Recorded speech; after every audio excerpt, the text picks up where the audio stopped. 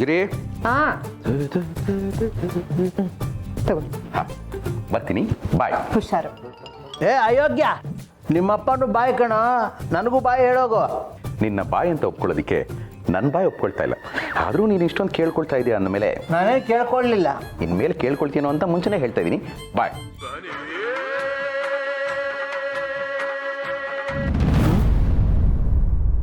ಓಹೋ, ನಮ್ಮ ಮುಕುಂದ್ ಮೇಷ್ಟ್ರು ಹೊರಗೆ ಫೋನ್ ಮಾಡ್ತಾ ಇದ್ದಾರೆ. ನಮಸ್ಕಾರ ಸರ್. ಹಾಂ ಸರ್, ನಾನು ಚೆನ್ನಾಗಿದ್ದೀನಿ, ನೀವು ಚೆನ್ನಾಗಿದ್ದೀರಾ? ಓ ಹೌದಾ, ಸರಿ ಸರ್ ಸರಿ ಸರ್. ಹಾಂ ಹೌದಾ, ಬನ್ನಿ ಸರ್, ಬನ್ನಿ ಬನ್ನಿ ಬನ್ನಿ. ಹಾಂ ಬನ್ನಿ, ಥ್ಯಾಂಕ್ ಯು. ಏನಾಯ್ತು? ಅದೇಪ್ಪ, ನಂಜನಗೂಡಲ್ಲಿ ನಮ್ಮ ಸ್ಕೂಲ್ ಮೇಷ್ಟ್ರು ಮುಕುಂದ ಅಂತ ಇದ್ರಲ್ಲ, ಅವ್ರು ಫೋನ್ ಮಾಡಿದ್ದು. ಓಹೋ, ಯಾವಾಗಲೂ ಮೂಗ್ಬೇಲೆ ಕೋಪ ಇರುತ್ತಲ್ಲ ಮುಕುಂದು. ಆ ಮುಕುಂದ ಮೇಷ್ಟ್ರೆ. ಅವರು ಅವ್ರ ಶ್ರೀಮತಿ ಅವರು ತೀರ್ಥಕ್ಷೇತ್ರಗಳಿಗೆ ಹೋಗಿದ್ರಂತೆ, ಈಗ ಬೆಂಗಳೂರಿಗೆ ಬಂದಿದ್ದಾರಂತೆ. ಹೇಗಿದ್ರು ಬೆಂಗಳೂರಿಗೆ ಬಂದಿದ್ದೀನಿ, ನಿನ್ನೂ ನೋಡಿಕೊಂಡು ಗುರುಪೂರ್ಣಿಮೆ ಮುಗಿಸ್ಕೊಂಡು ಹೋಗ್ತೀವಿ ಅಂತ ಹೇಳಿದ್ರು. ಬನ್ನಿ ಅಂತ ಹೇಳಿದೆ. ಎಂಥ ಸೌಭಾಗ್ಯ! ಗುರುಪೂರ್ಣಿಮೆಗೆ ನಿಮ್ಗೆ ಪಾಠ ಹೇಳ್ಕೊಟ್ಟ ಗುರುಗಳೇ ಮನೆಗೆ ಬರ್ತಾ ಇದ್ದಾರೆ ಅಂದ್ರೆ ಏನರ್ಥ? ಏನರ್ಥ? ಗುರುವಿನ ಗುಲಾಮ ಆಗಿರೋದಕ್ಕೆ ಆ ಗುರುಗಳ ಆಶೀರ್ವಾದ ನಿಮ್ಮ ಮೇಲಿದೆ, ಅದಕ್ಕೆ ಅವ್ರ ಮನೆಗೆ ಬರ್ತಿದ್ದಾರೆ ಅಂತ ಅರ್ಥ. ಅಮ್ಮ ಗಿರಿಜಾ, ಅವ್ರ ಕೋಪಕ್ಕೆ ಬರೀ ವಿದ್ಯಾರ್ಥಿಗಳು ಮಾತ್ರ ಅಲ್ಲ, ಹೆಡ್ ಮಾಸ್ಟರ್ ಸಹಿತ ಗುಲಾಮ ಆಗ್ಬಿಡ್ತಿದ್ರು. ಒಂಥರ ದೂರ್ವಾಸ ಮುನಿ ಇದ್ದಾಗೆ. ಅದೇ ಸಮಸ್ಯೆ ಆಗಿರೋದು. ಅಯ್ಯೋ ರೀ, ಸ್ಕೂಲಲ್ಲಿ ಕೋಪ ಮಾಡ್ಕೋತಿದ್ರು, ಬೈತಿದ್ರು, ಹೊಡಿತಿದ್ರು ಅಂತ ಈ ವಯಸ್ಸಲ್ಲೂ ಹೆದರ್ಕೋತಾ ಇದ್ದೀರಲ್ಲ ನೀವು. ನಮ್ಮ ಮೇಷ್ಟ್ರು ತುಂಬ ಒಳ್ಳೆಯವರು, ಆದರೆ ಒಂಥರ ಅವ್ರಿಗೆ ಈ ಹೆಣ್ಮಕ್ಳನ್ನ ಕಂಡ್ರೆ ಅಷ್ಟಕ್ಕಷ್ಟೇ. ಓ, ಮುಕುಂದ ಅಂತ ಹೆಸರಿಟ್ಕೊಂಡು ಹೆಣ್ಮಕ್ಳಂದ್ರೆ ಅಷ್ಟಕ್ಕಷ್ಟೇ ಅಂತ ಹೇಳ್ತಿದ್ದೀರಲ್ಲ, ಅವ್ರು ನಿಜವಾಗ್ಲೂ ಗ್ರೇಟ್. ರೀ ಗಿರ್ಜಾವ್ರೆ, ಬಟ್ಟೆ ತಗೊಂಡೋಗಿ ಬನ್ರಿ. ಬಂದೆ. ಓ, ಮುಕುಂದ ಮುಕುಂದ ಕುಂದಾಪುರದ ಮುಕುಂದ. ಅವಿವೇಕಿ, ಬರ್ತಿರೋರು ಕುಂದಾಪುರದ ಮುಕುಂದ ಅಲ್ಲ, ನಂಜನಗೂಡು ಮುಕುಂದ. ಅದು ನಮ್ಮ ಶಿವ ಸ್ಕೂಲ್ ಮೇಟ್ರು. ಬನ್ನಿ ಮಿಸ್ಟರ್, ಬನ್ನಿ ಮಿಸ್ಟರ್. ಮಿಸ್ಟ್ರೆ, ಇದೇ ನಮ್ಮ ಮನೆ. ಅಪ್ಪ, ಇವರು ನಮ್ಮ ಷಡ್ಕ. ಅಂತೂ ನನ್ನ ಕೈಯಿಂದ ಅಕ್ಷರ ಕಲ್ತಿರೋ ನನ್ನ ಹುಡುಗ, ನನ್ನ ಶಿಷ್ಯ ಬೆಂಗಳೂರಿನಲ್ಲಿ ಸ್ವಂತ ಮನೆ ತಗೊಂಡಿದ್ದಾನೆ. ನೋಡಿದೇನೆ ನನ್ನ ಶಿಷ್ಯನ ಮನೆನ? ಶಿವಕೃಪ, ಅದ್ಭುತ ಅದ್ಭುತ. ಎಲ್ಲ ನಿಮ್ಮ ಆಶೀರ್ವಾದ ಮೇಷ್ಟ್ರೆ. ಗಿರಿ ಗಿರಿ, ಆರ್ತೆ. ಮತ್ತೆ ಹೇಗಿದ್ದೀರಿ ಮುಕುಂದ ಅವರು? ನಾನು ಆರಾಮಾಗಿದ್ದೀನಿ. ವಿಶ್ವನಾಥ್ ಅವರು ಹಾಗೇ ಇದ್ದೀರಾ? ಪ್ಲಾಸ್ಟಿಕ್ ಸರ್ಜರಿ ಮಾಡಿಸಿದ್ರೆ ಸ್ವಲ್ಪ ಚೇಂಜಸ್ ತೋರ್ತಿದ್ದಿತ್ತೋ ಏನೋ. ಲಾಯ್ಕಿದ್ ಮುಸುಡಿ ಹಾಳು ಮಾಡೋದು ಬೇಡ ಅಂದೇಳಿ ನಾವೇ ಸುಮ್ಮನಿತ್ತು.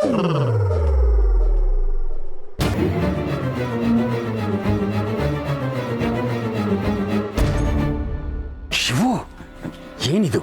ಗಂಡಸರೆಲ್ಲ ನಿಂತಿರ್ಬೇಕಾದ್ರೆ ಹೆಣ್ಣು ಮಕ್ಕಳು ಜೋರಾಗಿ ನಗೋದ? ಅವ್ರಿಗೆ ನನ್ನ ಹೇಳ್ತೀನಿ, ನೀವು ಸಮಾಧಾನ ಮಾಡ್ಕೊಡಿ. ಗಿರಿ ಗೌರಿ, ಆರತಿ ಮಾಡಿ.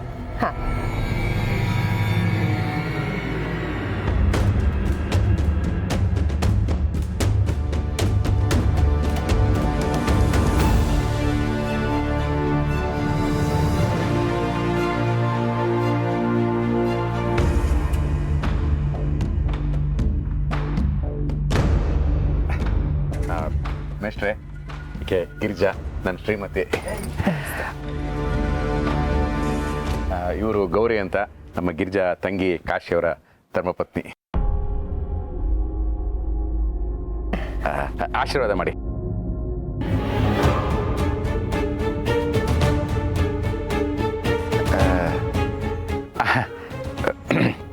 ಗಿರಿ, ನಮ್ಮ ಮೇಷ್ಟ್ರು ಸ್ವಲ್ಪ ಸಂಪ್ರದಾಯಸ್ಥರು. ಸೆರಗನ್ನ ಹೇಗಿನ ಮೇಲೆ ಹೇಗೆ ಹಾಕು. ನಮ್ಮನೇಲಿ ಸಂಪ್ರದಾಯ ಇಲ್ಲ ರೀ. ಇರಲಿ, ಈಗ ಬೆಳೆಸ್ಕೋ ಪ್ಲೀಸ್. ನಮ್ಮ ಮೇಷ್ಟ್ರು ಸ್ವಲ್ಪ ಸ್ಟ್ರಿಕ್ಟ್.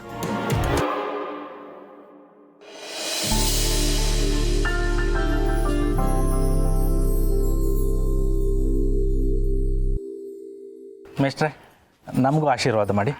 ಗೌರಿ, ಸರಿಗಾಯ್ಕೋ ಆಯ್ಕೋ.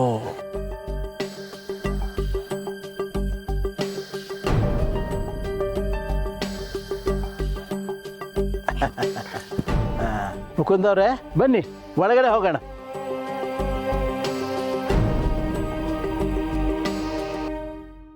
ಹಾಂ ಬನ್ನಿ ಮುಕುಂದವ್ರೆ ಬನ್ನಿ ಬನ್ನಿ ಬನ್ನಿ ಬನ್ನಿ ಕೂತ್ಕೊಳ್ಳಿ ಕೂತ್ಕೊಳ್ಳಿ ಕೂತ್ಕೊಳ್ಳಿ. ಅಬ್ಬಾ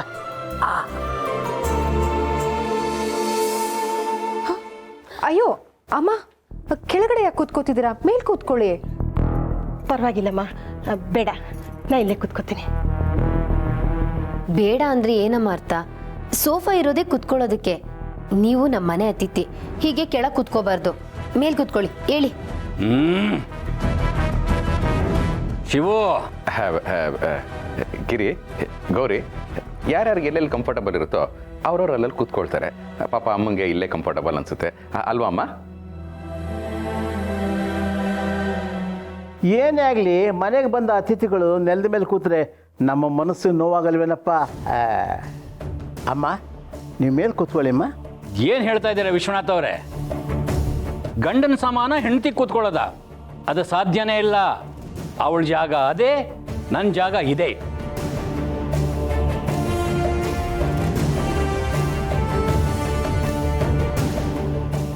ಏನ್ ಹೇಳ್ತಿದ್ದೀರಾ ಮೇಷ್ಟ್ರೆ ನೀವು?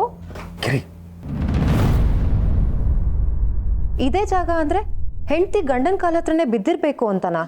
ಅಲ್ಲ ಮೇಷ್ಟ್ರೆ, ಆ ನಾರಾಯಣನೇ ಲಕ್ಷ್ಮಿನ ಎದೆ ಮೇಲೆ ಇಟ್ಕೊಂಡಿದ್ದಾರೆ.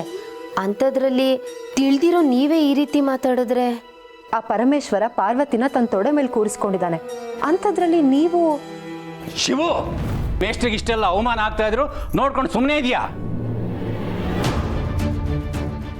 ನೋಡಮ್ಮ, ದೇವರು ಹೇಗೆ ಬೇಕಾದ್ರೂ ಇರ್ಬೋದು, ಏನು ಬೇಕಾದ್ರೂ ಮಾಡ್ಬೋದು. ಯಾಕಂದ್ರೆ ಅವನು ದೇವರು.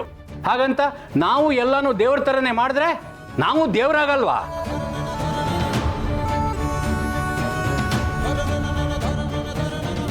ಹೆಣ್ಣು ಮಕ್ಕಳನ್ನ ಹದ್ದು ಬಸ್ತಲ್ಲಿ ಇಟ್ಕೊಂಡ್ರೆ ಸಂಸಾರ. ಶಿವು, ಇದನ್ನ ಎಲ್ರಿಗೂ ತಿಳಿಸಿ ಹೇಳು. ಇರಿ, ನಾನೇ ಹೇಳ್ತೀನಿ. ಗಿರ್ಜಾ, ಗೌರಿ, ನನಗೇನೂ ತೊಂದರೆ ಇಲ್ಲ ಅಂತ ನಾನೇ ಹೇಳ್ತಾ ಇದ್ದೀನಲ್ಲಮ್ಮ, ನೀವೇನು ಚಿಂತೆ ಮಾಡಬೇಡಿ. ಇಷ್ಟು ಜನ ಗಂಡಸರು ಇರಬೇಕಾದ್ರೆ ಹೆಣ್ಣು ಧ್ವನಿ ಎತ್ತಬಾರ್ದು.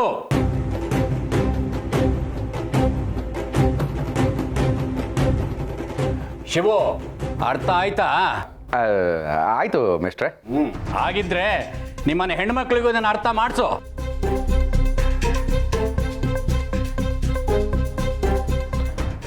ಮಾಡಿಸ್ತೀನಿ ಮೇಷ್ಟ್ರೆ, ನೀವು ಬನ್ನಿ, ಕೈ ಕಾಲು ಮುಖ ತೊಳ್ಕೊಳ್ಳಿ. ತರ್ತೇನೆ.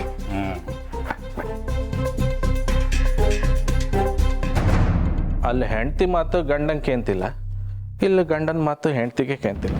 ಏನಂದ್ರೆ? ಎಂತ ಇಲ್ಲ, ಸ್ವಾಗತ ಜೋರ ಹೇಳಣ.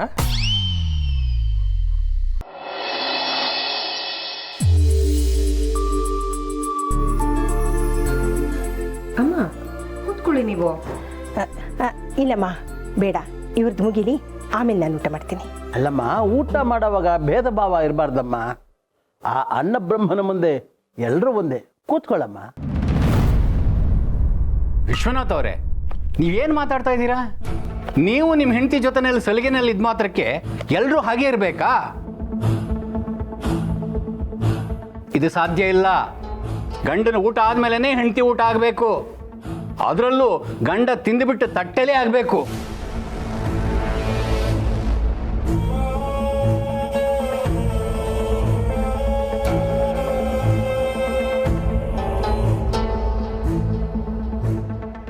ಹೌದು, ಇದನ್ನೇ ನಾವು ಮದುವೆ ಆದಾಗಿಂದ ಪಾಲಿಸ್ಕೊಂಡು ಬರ್ತಾ ಇರೋದು.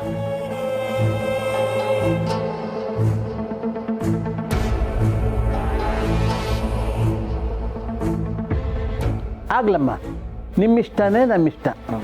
ಗಿರಿಜಮ್ಮ, ಊಟ ಬಡಿಸಮ್ಮ.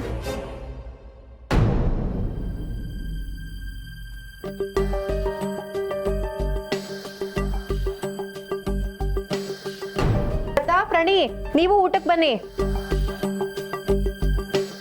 ಮೇಷ್ಟ್ರೆ, ನನ್ನ ಮಕ್ಕಳು ನೀವು ಬಂದಾಗ ಅವರಿಬ್ರು ಸ್ಕೂಲು ಕಾಲೇಜ್ಗೆ ಹೋಗಿದ್ರು. ಇವಳು ಪ್ರಣಿ ಮಗಳು, ಒಂದು ಮಗ ಸ್ಕಂದ. ಪರವಾಗಿಲ್ಲ ಕಣಯ್ಯ, ಮಕ್ಕಳಿಗೆ ಒಳ್ಳೆ ಸಂಸ್ಕಾರ ಕಲಿಸಿದ್ಯಾ. ಅಯ್ಯೋ, ನೀವು ಒಳ್ಳೆ ಚೆನ್ನಾಗಿ ಹೇಳಿದ್ರಿ. ನಾನೆಲ್ಲಿ ಸಂಸ್ಕಾರ ಕಲಿಸ್ತೀನಿ. ಬೆಳಗ್ಗೆ ಹೋದರೆ ಸಾಯಂಕಾಲ ಬರ್ತೀನಿ. ಸೇಲ್ಸ್ಮನ್ ಕೆಲಸ ಸಿಕ್ಕಾಪಟ್ಟೆ ಬಿಸಿ. ಮನೇಲಿ ಏನಿದ್ರು ನನ್ನ ಹೆಂಡ್ತಿನೇ ಸಂಸ್ಕಾರ ಕಲಿಸೋದು. ಅಯೋಗ್ಯ ಕಣಯ್ಯ ನೀನು. ಅಲ್ಲಯ್ಯ, ಗೆಲುವು ಬಂದಾಗ, ಹೊಗಳಿಕೆ ಬಂದಾಗ ಅದನ್ನು ಹಿಂದೆ ಮುಂದೆ ನೋಡದೆ ಸ್ವೀಕರಿಸಬೇಕು. ಯಾಕಂದ್ರೆ ಹೊಗಳಿಕೆಗೆ ವಿಳಾಸ ಗೊತ್ತಾದ್ರೆ ಅದು ಬೇರೆ ಕಡೆ ಹೋಗ್ಬಿಡುತ್ತೆ. ಅದಕ್ಕೆ ತಪ್ಪು ವಿಳಾಸ ಕೊಟ್ಟು ನಮ್ಮ ಕಡೆ ಸೇರಿಸ್ಕೊಂಡ್ಬಿಡ್ಬೇಕು. ದಡ್ಡ. ಇನ್ಮೇಲೆ ಸೇರಿಸ್ಕೊಳ್ತೀನಿ ಮೇಷ್ಟ್ರೆ. ಓಕೆ, ಬನ್ನಿ ಕೂತ್ಕೊಳ್ಳಿ.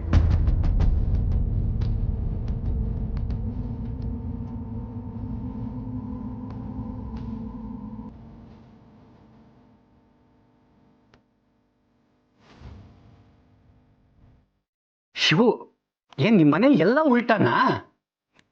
ಏನಾಯ್ತು ಮಿಸ್ಟ್ರೆ? ಗಂಡು ಮಕ್ಕಳು ಊಟ ಆದ್ಮೇಲೆ ತಾನೇ ಹೆಣ್ಮಕ್ಳು ಊಟ ಆಗ್ಬೇಕು. ಇದನ್ನ ನೀನು ಕಲ್ಸಿಲ್ವಾ?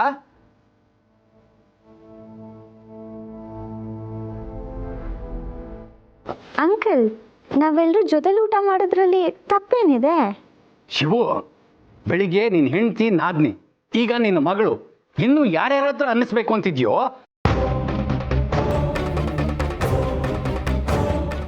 ಅಯ್ಯೋ ಕ್ಷಮಿಸಿ ಮೇಷ್ಟ್ರೆ, ಚಿಕ್ಕ ಹುಡುಗಿ, ಗೊತ್ತಾಗಲಿಲ್ಲ. ನಾನು ಹೇಳ್ತೀನಿ. ಪ್ರಣಿ,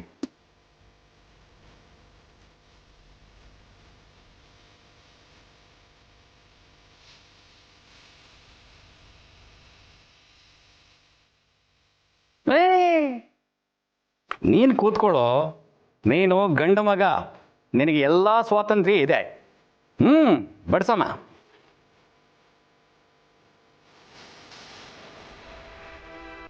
ಕೊಡಿ, ನಾ ಬಡಿಸ್ತೀನಿ.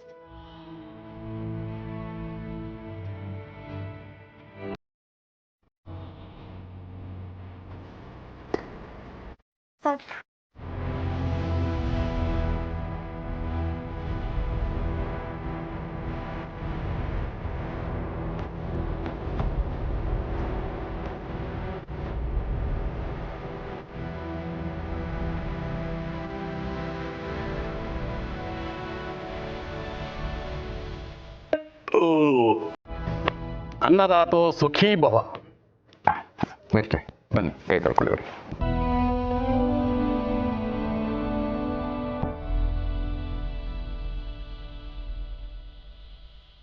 ಬೇಡ ಪುಟ್ಟ, ಈ ತಟ್ಟೆ ತೆಗಿಬೇಡ, ನಾನು ಇದರಲ್ಲೇ ಊಟ ಮಾಡ್ತೀನಿ. ಅಮ್ಮ ನೀವು ಕೂತ್ಕೊಳ್ಳಿ, ಬನ್ನಿ.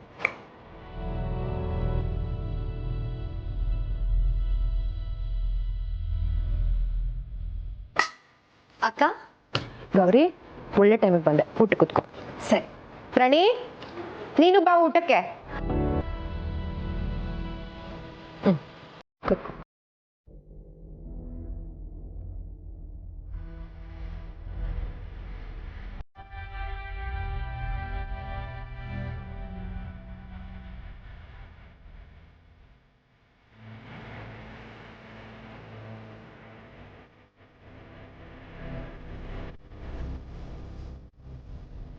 ಅಮ್ಮ, ನಾನು ಹೀಗೆ ಹೇಳ್ತೀನಿ ಅಂತ ತಪ್ಪು ತಿಳ್ಕೊಬೇಡಿ.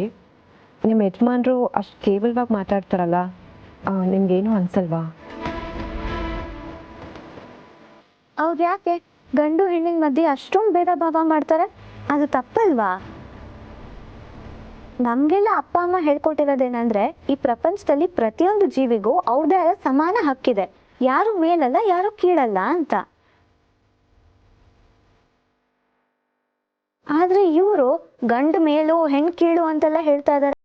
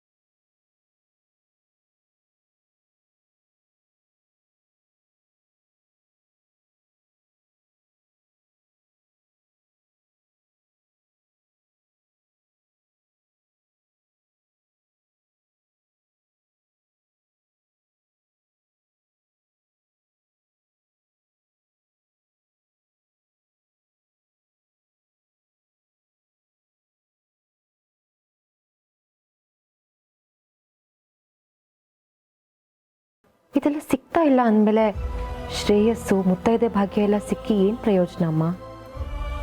ಅದು ಹಾಗಲ್ಲಮ್ಮ. ಹಾಗೂ ಇಲ್ಲ ಹೀಗೂ ಇಲ್ಲ. ನಾನು ಬೆಳಿಗ್ಗೆಯಿಂದ ಒಂದು ವಿಷಯನ ಅಬ್ಸರ್ವ್ ಮಾಡ್ತಾನೆ ಇದ್ದೀನಿ. ಅವರಿಗೆ ಹೊರಗೆ ಹೋಗುವಾಗ ನಿಮ್ಮನ್ನ ಕರ್ಕೊಂಡು ಹೋಗೋದಕ್ಕೆ ಇಷ್ಟ ಇಲ್ಲ. ಆದರೂ ಅವ್ರು ನಿಮ್ಮನ್ನ ಕರ್ಕೊಂಡು ಹೋಗ್ತಾರೆ ಅಂದರೆ ಅದಕ್ಕೊಂದು ಕಾರಣ ಇದೆ. ಅವ್ರು ಹೊರಗೆ ಹೋಗುವಾಗ ಅವ್ರ ಬ್ಯಾಗ್ನ ಹೊರೋದಕ್ಕೆ, ಅವರಿಗೆ ಟೈಮಿಗೆ ಟ್ಯಾಬ್ಲೆಟ್ ಕೊಡೋದಕ್ಕೆ ಒಂದು ಆಳು ಬೇಕು. ಆ ಆಳಾಗಿ ನಿಮ್ಮನ್ನ ಉಪಯೋಗಿಸ್ಕೊತಿದ್ದಾರೆ ಅಷ್ಟೇ.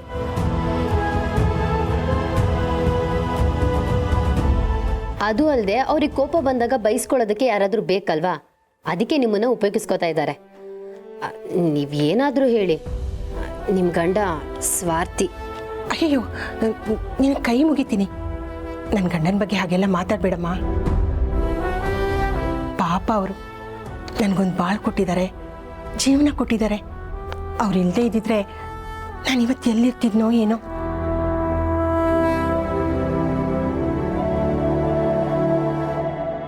ರುಕ್ಮಿಣಿ, ರುಕ್ಮಿಣಿ! ಅಯ್ಯೋ ಅಮ್ಮ, ಊಟ ಮಾಡಿ. ಯಾಕೆ? ಇಲ್ಲಮ್ಮ, ಅವ್ರು ಕೋಪ ಮಾಡ್ಕೋತಾರೆ. ಹೋಗ್ಬೇಕು ನಾನು. ಅಲ್ಲ, ಬಂದೆ.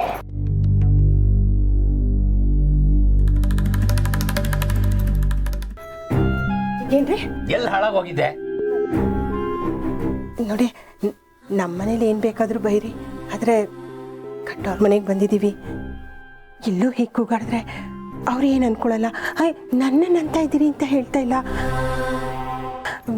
ನಿಮ್ಮ ಬಗ್ಗೆ ಅವ್ರು ತಪ್ಪು ತಿಳ್ಕೊಂಡ್ರೆ ಅಂತ ಹೇಳ್ತಾ ಇದ್ದೀನಿ ಅಷ್ಟೇ. ಊರ್ನವ್ರು ನಂಬಿ ನಾನು ಹುಟ್ಟಿದ್ದೀನ? ಇಲ್ಲ ಅವ್ರನ್ನ ನಂಬಿ ನಾನು ಮದುವೆ ಮಾಡ್ಕೊಂಡಿದ್ದೀನ? ಇಲ್ಲ ತಾನೆ. ಇನ್ಯಾರೋ ಏನೋ ಅನ್ಕೊಂಡ್ರೆ ನನಗೇನೆ. ಏಯ್, ಕಾಲೊತ್ತು ನೋಯ್ತಾ ಇದೆ. ಇಲ್ಲದೆಲ್ಲ ಮಾತಾಡಬೇಡ.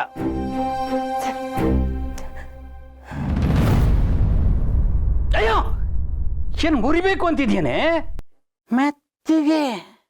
ಕ್ಷಮಿಸ್ರಿ, ಗೊತ್ತಾಗ್ಲಿಲ್ಲ. ಆ ಹೆಣ್ಮಕ್ಳ ಹತ್ರ ನನ್ನ ಬಗ್ಗೆ ಏನು ಹೇಳ್ತಾ ಇದ್ದೆ? ಆ ಥರ ಎಲ್ಲ ಏನೂ ಇಲ್ಲ ರೀ, ನಾವು ಬೇರೆ ಏನೋ ಮಾತಾಡ್ತಾ ಇದ್ವಿ. ನನ್ನ ಗಂಡ ಕಾಟ ಕೊಡ್ತಾನೆ, ಹಿಂಸೆ ಕೊಡ್ತಾನೆ ಅಂತ ಏನಾದರೂ ಬೈತಿದ್ಯಾ? ಏನಾದರೂ ನನಗೆ ಗೊತ್ತಾಗಬೇಕು. ನಾನು ಮನುಷ್ಯ ಆಗಿರಲ್ಲ.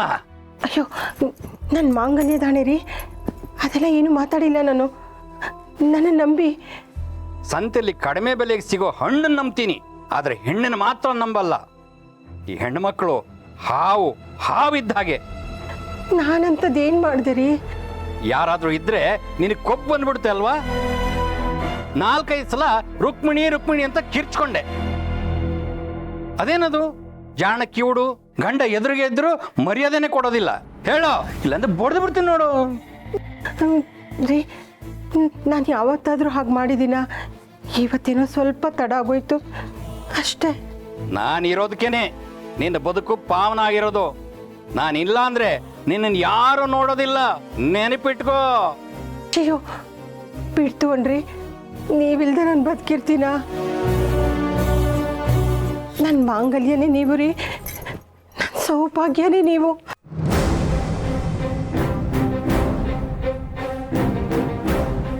ಏನ್ ಒಂದೇ ಕಡೆ ಓದ್ತಾ ಇದೀಯಾ? ಅಲ್ಲೂ ಓದ್ತು.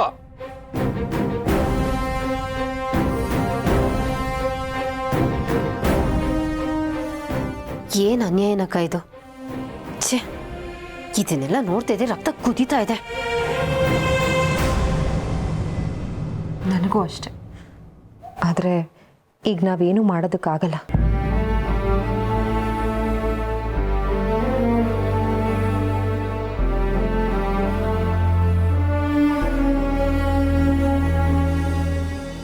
ಈ ಸಮಸ್ಯೆಗೆ ಪರಿಹಾರ ಕೊಡೋದಕ್ಕೆ ಅಂತಲೇ ಒಬ್ಬರಿದ್ದಾರೆ, ಅವ್ರ ಹತ್ರನೇ ಹೋಗೋಣ. ಬೆಳಗ್ಗೆ ದೇವಸ್ಥಾನಕ್ಕೆ ಬಂದಿದ್ವಿ. ಅರ್ಜೆಂಟಾಗಿ ಒಂದು ಸಮಸ್ಯೆಗೆ ಪರಿಹಾರ ಬೇಕಿತ್ತು. ಅದು ನಿಮ್ಮಿಂದನೇ ಸಾಧ್ಯ ಅಂತ ನಿಮ್ಮನ್ನು ಅಲ್ಲೆಲ್ಲ ಹುಡುಕಿದ್ವಿ. ಒಳ್ಳೇದೇ ಆಯಿತು. ಒಂದು ಹೆಣ್ಣಿನ ಕಷ್ಟ ಇನ್ನೊಂದು ಹೆಣ್ಣಿಗೆ ಅರ್ಥ ಆಗೋದು. ನಾವು ಒಂದು ಹೆಣ್ಣಿನ ಬಗ್ಗೆನೇ ಮಾತಾಡೋಕ್ಕೆ ಬಂದಿದ್ದು ಅಂತ ನಿಮಗೆ ಗೊತ್ತಾಯ್ತು? ದೇವಸ್ಥಾನಕ್ಕೆ ಬಂದು ಕೇಳ್ಕೊಂಡ್ರಲ್ಲ, ಅಷ್ಟೇ ಸಾಕು, ನನಗೆ ತಲುಪುತ್ತೆ. ಅಕ್ಕ, ಆ ದೇವಸ್ಥಾನದ ಅರ್ಚಕರು ಇವ್ರಿಗೆ ಗೊತ್ತಿರೋರು ಅನ್ಸುತ್ತೆ. ಮೊದಲು ವಿಷಯಕ್ಕ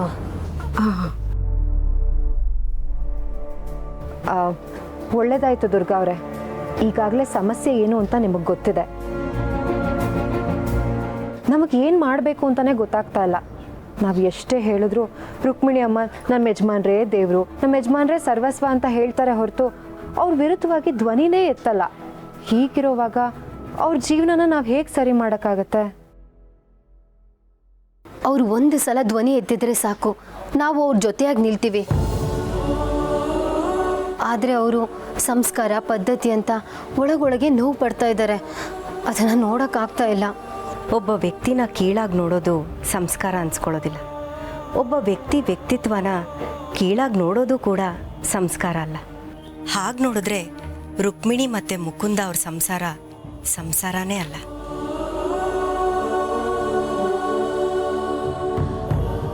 ಮತ್ತೆ ನಾವೇನು ಮಾಡೋದು ಇವಾಗ? ನಮ್ಮ ಕಣ್ಮುಂದೆನೇ ಅನ್ಯಾಯ ನಡೀತಾ ಇದೆ.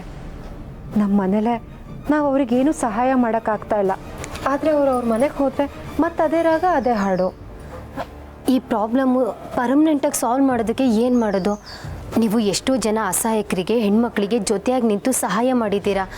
ರುಕ್ಮಿಣಿ ಅಮ್ಮಂಗೂ ಏನಾದರೂ ಹೆಲ್ಪ್ ಮಾಡಿ.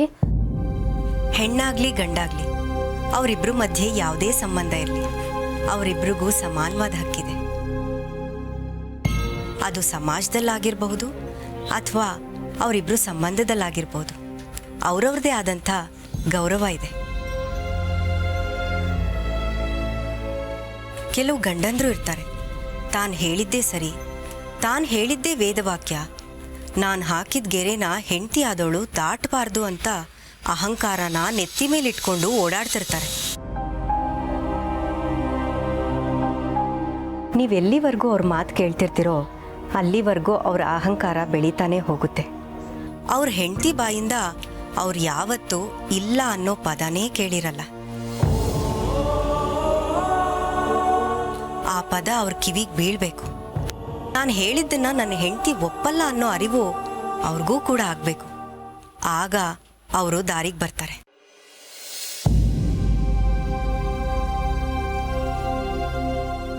ಗೌರವ, ಮರ್ಯಾದೆ, ಒಪ್ಪಿಗೆ ಇವೆಲ್ಲವೂ ಕೂಡ ಅಹಂಕಾರಕ್ಕೆ ಗೊಬ್ಬರ ಇದ್ದ ಹಾಗೆ. ನೀವು ಹೆಚ್ಚು ನೀಡಿದಷ್ಟು ಅದು ಬೆಳೀತಾ ಹೋಗುತ್ತೆ. ಕೆಲವೊಮ್ಮೆ ಇಲ್ಲ ಅನ್ನೋದು, ಉದಾಸೀನ ಮಾಡೋದು ಅಹಂಕಾರ ಅನ್ನೋ ಕಾಯಿಲೆಗೆ ಮದ್ದಾಗುತ್ತೆ. ಅರ್ಥ ಆಯಿತು ಅಂದ್ಕೋತೀನಿ.